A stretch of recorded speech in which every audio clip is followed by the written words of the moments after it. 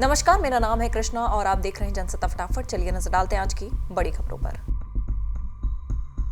राष्ट्रपति द्रौपदी मुर्मू आज प्रयागराज के महाकुंभ में संगम में डुबकी लगाने जा रही हैं। ये आयोजन भारतीय इतिहास में एक ऐतिहासिक घटना के रूप में याद किया जाएगा, क्योंकि वो डॉक्टर राजेंद्र प्रसाद के बाद महाकुंभ में स्नान करने वाली दूसरी राष्ट्रपति हैं। रविवार को जारी आधिकारिक बयान के मुताबिक राष्ट्रपति मुर्मू प्रयागराज में 8 घंटे से ज्यादा समय बिताएंगी। इस दौरान वो कई धार्मिक और ऐतिहासिक स्थलों पर भी जाएंगी। तिरुपति के लड्डू में कथित तौर पर मिलावट के मामले में सीबीआई के नेतृत्व में एसआईटी ने 4 लोगों को गिरफ्तार किया है। इन पर श्री वेंकटेश्वर स्वामी मंदिर में श्रद्धालुओं को प्रसाद के रूप में दिए जाने वाले तिरुपति लड्डू में कथित मिलावट का आरोप है। अधिकारियों ने बताया कि गिरफ्तार लोगों की पहचान भोले बाबा डेयरी के पूर्व निदेशकों विपिन जैन और पोमिल जैन, वैष्णवी डेयरी के अपूर्व चावड़ा और एआर डेयरी के राजू राजशेखर के रूप में हुई है। कुछ लोगों की गिरफ्तारी यूपी से भी हुई है। प्रधानमंत्री नरेंद्र मोदी मंगलवार को फ्रांस के राष्ट्रपति इमैनुअल मैक्रों के साथ आर्टिफिशियल इंटेलिजेंस एक्शन शिखर सम्मेलन की सह-अध्यक्षता करने के लिए सोमवार को पेरिस रवाना होंगे। शिखर सम्मेलन में एक फाउंडेशन की घोषणा हो सकती है जो ग्लोबल साउथ की जरूरतों को पूरा करने के लिए सार्वजनिक हित में एआई पर ध्यान देगा। भारत और फ्रांस संभवतः नागरिक परमाणु सहयोग को बढ़ावा देते हुए छोटे मॉड्यूल रिएक्टरों पर घोषणा करेंगे। राष्ट्रीय राजधानी में रविवार को धूप खिली रही और हवा की गति में कमी आ जाने के कारण वायु गुणवत्ता फिर से खराब श्रेणी में पहुंच गई। दिल्ली में अधिकतम तापमान 27.4 डिग्री सेल्सियस दर्ज किया गया, जो इस मौसम के औसत तापमान से 4 डिग्री अधिक है और ये इस वर्ष में अब तक का सबसे अधिक तापमान भी रहा है। इससे पहले 31 जनवरी को सबसे अधिक 27 डिग्री सेल्सियस तापमान दर्ज किया गया था। अधिकतम तापमान में वृद्धि के बावजूद न्यूनतम तापमान 7.8 डिग्री सेल्सियस रहा, जो सामान्य से 2 डिग्री कम है और एक दिन पहले न्यूनतम तापमान 9 डिग्री सेल्सियस था। मणिपुर के मुख्यमंत्री एन वीरेंद्र सिंह ने अपने पद से इस्तीफा दे दिया है। वीरेंद्र सिंह अब मणिपुर के केयरटेकर मुख्यमंत्री हैं। दिल्ली में बीजेपी जल्द ही नए मुख्यमंत्री पर फैसला ले सकती है। पिछले 1.5 साल से मणिपुर में कुकी और मेतेई समुदाय के बीच खूनी संघर्ष चल रहा है, यानी मणिपुर हिंसा की आग में लिपटा हुआ है। दिल्ली चुनाव के नतीजों के कुछ घंटे बाद ही मणिपुर के मुख्यमंत्री वीरेंद्र सिंह ने इस्तीफा दे दिया।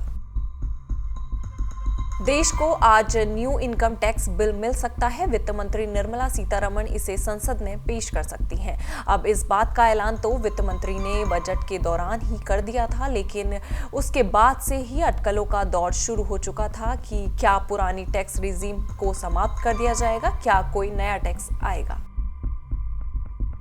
दिल्ली चुनाव के जनादेश ने पूरे देश को कई बड़े संकेत दिए हैं। सबसे बड़ा संकेत तो ये रहा कि राजनीतिक दल सिर्फ रेवड़ियों के जरिए अब सत्ता में बरकरार नहीं रह सकते हैं। इससे ज्यादा जरूरी अब ये है कि बुनियादी सुविधाएं दी जाएं, अच्छी सड़क, साफ पानी पर जोर दिया जाए। लेकिन क्योंकि अरविंद केजरीवाल कई दूसरे मोर्चों पर फैले रहे और नतीजा ये रहा कि उन्हें अपनी सीट तो गंवानी ही पड़ी, आम आदमी पार्टी भी सत्ता से बेदखल हो गई।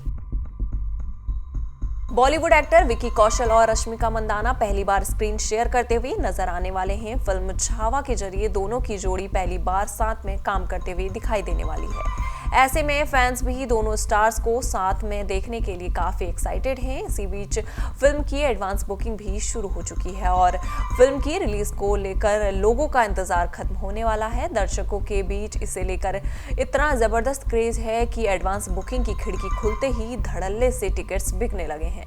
पहले दिन मूवी ने शानदार कमाई की है और देश भर में 5,427 स्क्रीन मिली हैं और इसे हिंदी में भी 4 वर्जन में रिलीज किया जाएगा।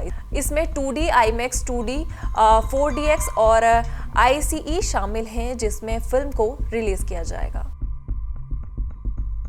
दिल्ली विधानसभा चुनाव में आम आदमी पार्टी को भाजपा के हाथों करारी हार का सामना करना पड़ा है। चुनावी नतीजे आने के एक दिन बाद आप सुप्रीमो अरविंद केजरीवाल ने 11 फरवरी को दिल्ली में पंजाब के अपने सभी विधायकों और मंत्रियों की बैठक बुलाई है। ये बैठक दिल्ली के कपूरथला हाउस यानी कि राष्ट्रीय राजधानी दिल्ली में पंजाब के मुख्यमंत्री का आधिकारिक आवास में होगी। सभी विधायकों को इसकी जानकारी दे दी गई है और उन्हें 11 फरवरी को अपने सभी प्रस्तावित कार्यक्रम रद्द करने के लिए कहा गया है। लोकसभा में नेता प्रतिपक्ष और कांग्रेस सांसद राहुल गांधी ने एन बीरेन सिंह के इस्तीफे को लेकर पीएम मोदी पर निशाना साधा। कांग्रेस नेता राहुल गांधी ने कहा, करीब 2 साल तक बीजेपी के सीएम बीरेन सिंह ने मणिपुर में बंटवारा कराया। मणिपुर में हिंसा, जान माल के नुकसान और भारत के विचार के विनाश के बावजूद पीएम मोदी ने उन्हें बने रहने की अनुमति दी। एन बीरेन सिंह के इस्तीफे से पता चलता है कि लोगों के बढ़ते दबाव, सुप्रीम कोर्ट की जांच और कांग्रेस के अविश्वास प्रस्ताव ने उन्हें ऐसा करने पर मजबूर किया। लेकिन सबसे जरूरी प्राथमिकता राज्य में शांति बहाल करना और मणिपुर के लोगों के घावों को भरने के लिए काम करना है। इन सारी खबरों पर आपका क्या कहना है, आप हमें कमेंट सेक्शन में जरूर बताइएगा और इसी तरह की देश दुनिया की खबरों के साथ जुड़े रहने के लिए देखते रहिए जनसत्ता।